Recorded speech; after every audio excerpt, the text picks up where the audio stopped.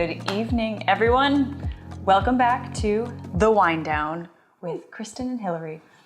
We couldn't be more excited to be here today because we get to drink some wine. Just kidding, no, because we get to talk to you about some really interesting topics while we drink some wine, right? And it's Friday. That is the other important thing. Oh yeah, it's the end of the week. Mm-hmm. I was telling our viewers how much I champion them throughout the week, and I say, oh, you're almost there. Oh, you're almost there. It's Wednesday. You're halfway there. And then, are these? That has a heavy pour. Yeah, it's been a week, so here we go. What was I saying? What was I saying to you, pouring you that? Half a bottle in, it'll be fine. Okay, it's hard to talk about anything and pour wine, apparently, for me at least. All right, cheers. Cheers. Happy Friday. Well, this should be a fun episode. We have some interesting things to cover, so it'll be even better with some good wine. Absolutely. Do we know about this wine? What is this wine that we're enjoying today? It's the same one as last time. We're enjoying the same wine as we did last week because if you saw last week, we had so much fun. So we thought, why fix it if it's not broken? You know what I mean? Anyway, so here we are. We've got some extra fun topics today because we're going to kind of jump into the world of pop culture, right? Mm-hmm. And we're going to be talking about the huge controversy in the news right now, the Britney Spears conservatorship, which was on one of our episodes this week, right? Yeah, it was actually really interesting. I mean, I've obviously followed what is going on in the media, but didn't quite understand the legalities behind it. So it was a really interesting episode to watch, to really dive deeper into the subject, because you hear the sensationalness of all of it, which is terrible that, you know, she has been not allowed to have another baby, not allowed to get married, not allowed to do all these things as an adult. Right, the extreme. The extreme, and wondering how that is legal and why. Right. And I thought it was really interesting the ways that they went into what conservatorship is. By the way, that's really hard to say fast all the time. We talked about it before. We're like, we're going to say that word over and over again. And as we drink wine, it's going to get harder and harder. So just like, let us say it however we say it. However it comes out, just embrace it. Okay. Conservatorship. Conservatorship. Hey.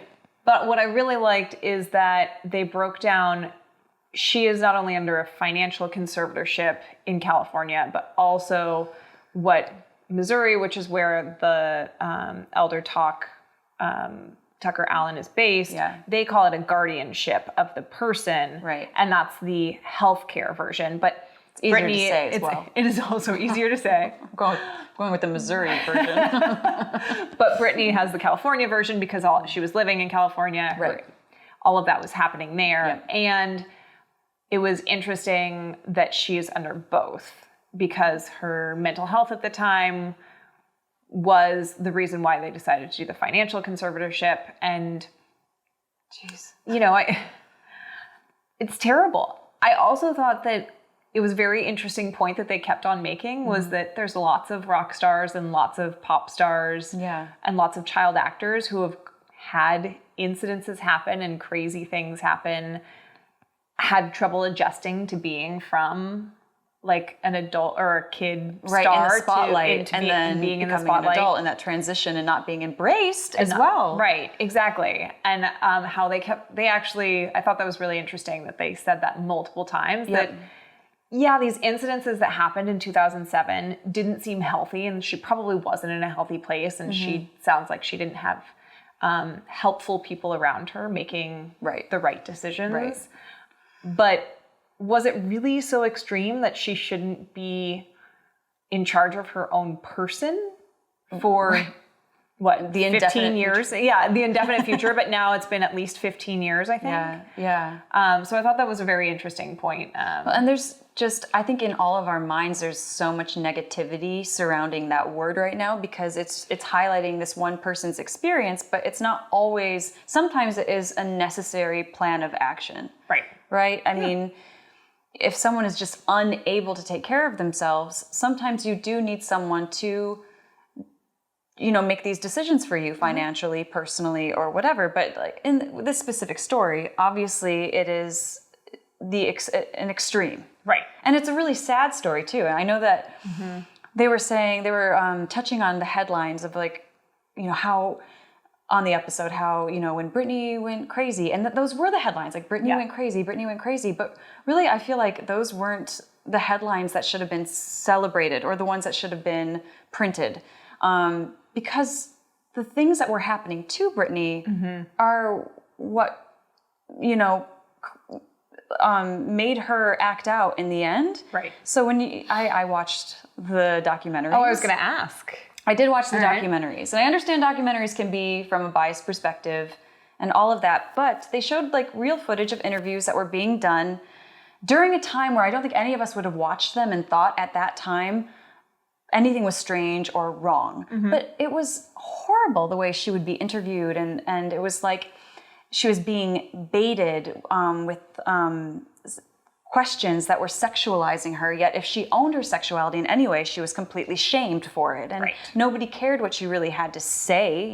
They didn't, celebrate that she was a smart businesswoman that built a business and was very hands-on with that business. They just wanted to keep her in this little bubble. Yeah, and they wanted to keep her in the box that they could market and push.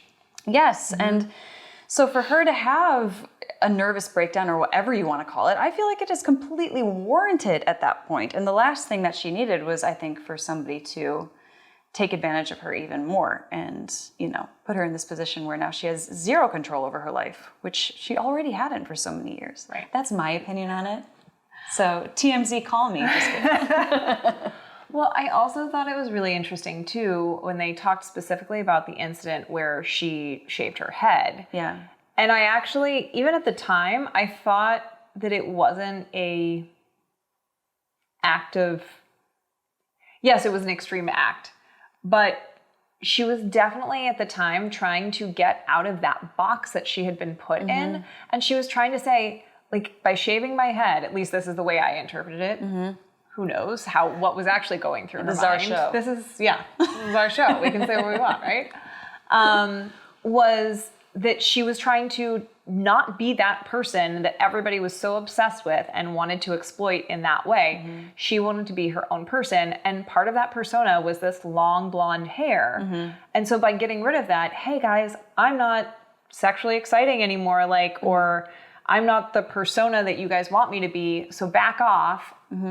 I'm taking ownership of my own life. Right. I'm not going to do what you tell me to do anymore. I'm going to do what I want to do. And I can't blame her for it. I feel like we're blaming the wrong people during that time. And now it made me hopeful in a way, because I think in today's world, nobody would get away with interviewing a woman like that.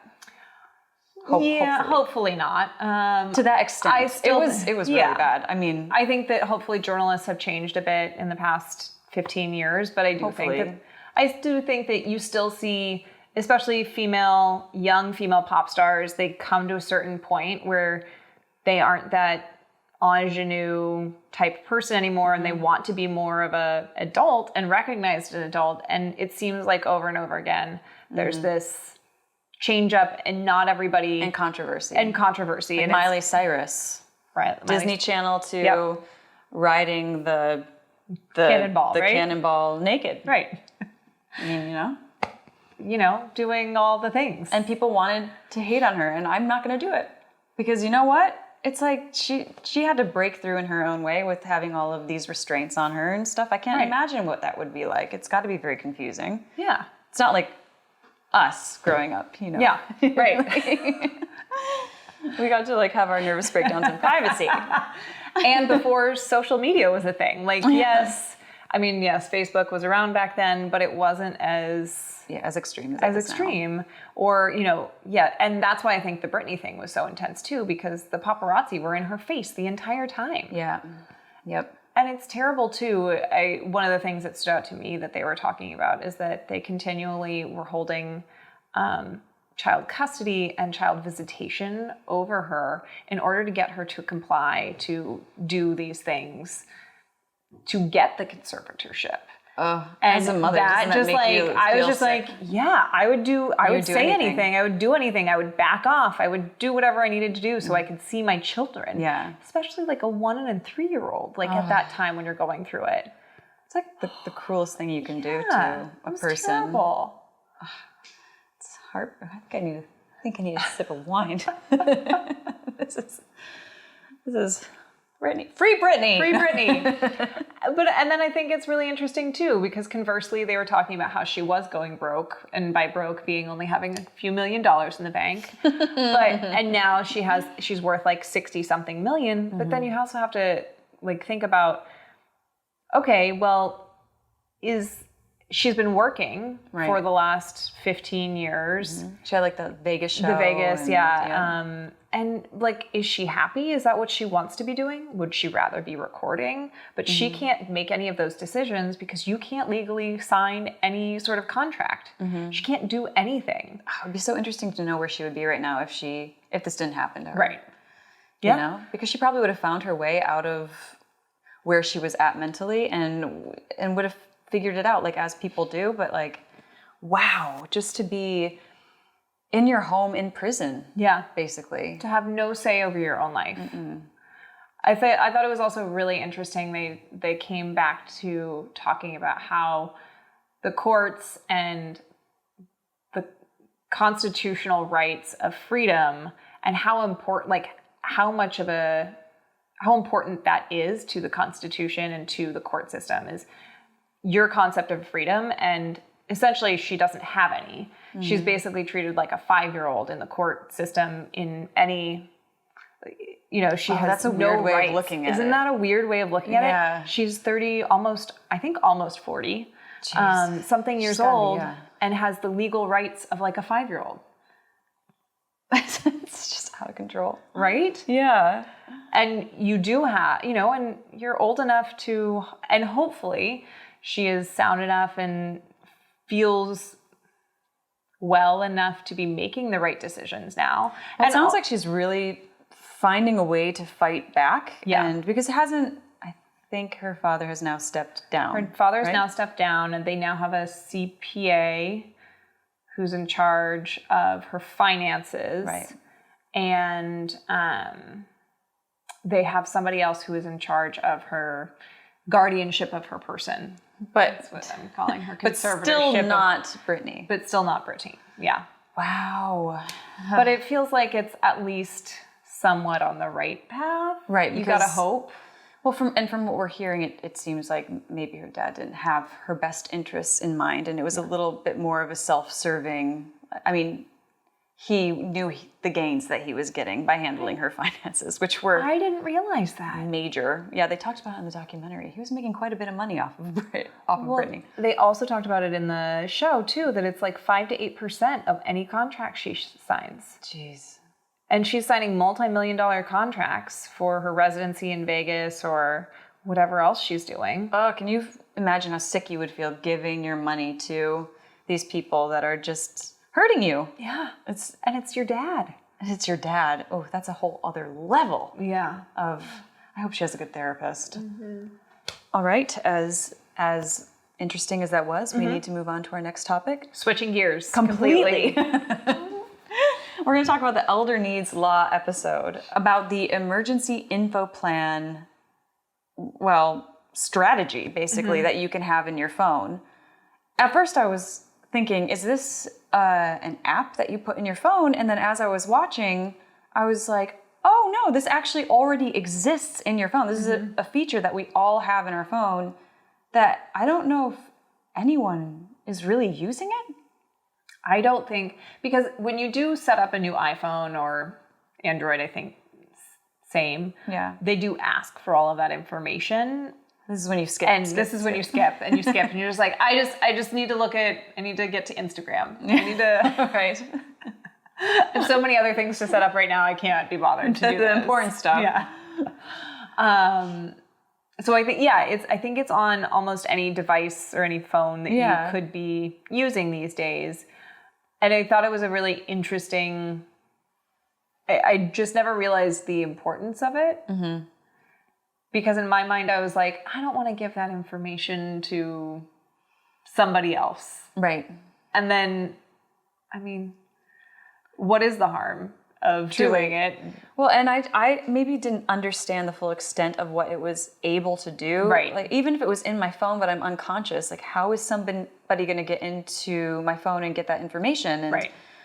the whole sticker idea, that there's a sticker on your phone, which I think is going to be a harder sell on younger people because they have their cute little like phone covers. So you might have to get like a hologram one or sparkly one or something like that people can put on their phones. I don't know, but that you can put a sticker on your phone and then they will they'll know how to access the emergency contacts and your medical information and things like that without getting into your other stuff. Right. Yeah. Yeah. So I mentioned this on Coffee with Kristen, how I actually forwarded them the episode before it aired because I watched them before, so I can talk about them to all of you, and I know what I'm saying. And I forwarded it to them, and I said, "Watch this. You have to get this. You need to do this. It's so easy." Yeah. I actually went to his website and watched his how-to video, and he walks you through it like step by step. My 7-month-old Murphy couldn't do this. I swear. He's like, "Now go to this button and push it. Wait. Scroll down to this and push it. Now enter your details. I'll wait." And he waits. I'm not even kidding. I love it. He knows his audience. He knows a good tutorial. It's great. He does, because I do know for older generations, these technological advances are super overwhelming. And I even feel like when I sent it to my parents, they immediately were kind of like, I can't be bothered with this. And they don't understand how simple it actually is. But the way that he gave that tutorial, I was like, this is a smart man. This is a very smart man. Well, it's very smart for him to take such a personal tragedy and turn it into something actionable so it doesn't happen to other people. I mean, I think that is one of it's a terrible thing that happened, that his wife passed away. But it inspired greatness. But inspired greatness and him to be an activist, to get the word out. And I think that that's great. Well, and the whole idea that something could happen to a loved one, you find out later something happened to them and they called 911 and they were seeking help. Right. And you might have been just down the street at the store and you could have been there faster, And if it's all linked together, and that's part of this, what our phones can do that I didn't know they could do, is they can link a 911 phone call with other emergency contacts. So when you make that phone call, a text message goes immediately to all of your emergency contacts saying, this is what's going on. And then vice versa, it gives the emergency responders access to your emergency contacts so they can call them as well and access all of your information. I mean, it's brilliant. Yeah, so they can access like your blood type and the other things that you put in there, like if allergies, you have allergies, whatever. Medications that you're on. So it really is super helpful, especially if those emergency responders have to make split-second decisions and they don't know some of those things. Like you might have a bad reaction to a drug because of some medication you're taking, or God forbid you have to have a blood transfusion and they can't wait to test your blood type. Right. Like it's already in there. Yep. So I think that's really, it's so smart. It's so smart. I was really impressed with that. And I felt very passionate about getting the word out. I texted with you all and I was like, can we talk about this episode? I think people need to know about this. I hope that this feels important to you all too. It is important, and I think it's nice that you also aren't getting, if something happens to a loved one who is contacting emergency services, you get a text message which feels a lot, and then then the person who needs help also then doesn't even have to think about it. Like they don't have to use the brain power to be like, I need to call my partner, because you'd my be best also friend, worried, or whoever not just it about is. yourself, you'd be worried about them getting the information and what are they going to think if they get a phone call from, the hospital, hours later or whatever it is. It's like getting that information to the people so that it's something that's out of sight, out of mind. You don't have to worry. You can focus on what is important, which is, getting healthy. Right. Getting help. Better. Yeah, getting help and getting better. Yeah. So I just was very impressed, and I am going to set it up for my parents. Or I'm going to put that little tutorial in front of them, and I'll be like, tell me you can't do this while he waits. I'm going to screen share, and we can do this all at the same time. I know, we should. We should. Speaking of awesome things your phones can do. Yeah. It tells you when it's daylight savings time, which is tomorrow. So remember this if you don't have a phone, which most people do. But yes, so it is fall back. Fall back. So we Daylight lose an savings. hour. I thought it was fall forward. Yeah, but it's fall back. It's fall back. So I would have gotten it wrong. Gain an hour Oh, we gain an hour. because you fall back. You fall back. So you get an extra hour of sleep this I shouldn't be talking about this. Everyone's going to watch this and they're going to not know what to do with the time. Well, luckily, your phone, not only can it contact your emergency contacts when you contact 911, it also falls back for you. So I you know. don't even have to think about it. Yeah, this is why I don't even know how to, because Yeah. my phone does things for me, so I don't even know how to think for myself anymore. But yes, fall back, gain an hour, which is good news, typically, We all right? need it We right now. sure do. It's spring that'll get you. Yeah, spring. Yeah. That's spring forward. I used to love fall back, though, in college, because you got an extra hour at the bars. No. Not in college. those I were- didn't drink in college. Those are the days. I didn't drink enough. That's a joke. That is. Okay, well, that's all we've got for you on the wind down today, but I think we had some fun topics and we definitely had a lot of fun, and we hope everyone has a lovely weekend, and we will see you next week. Cheers. Cheers.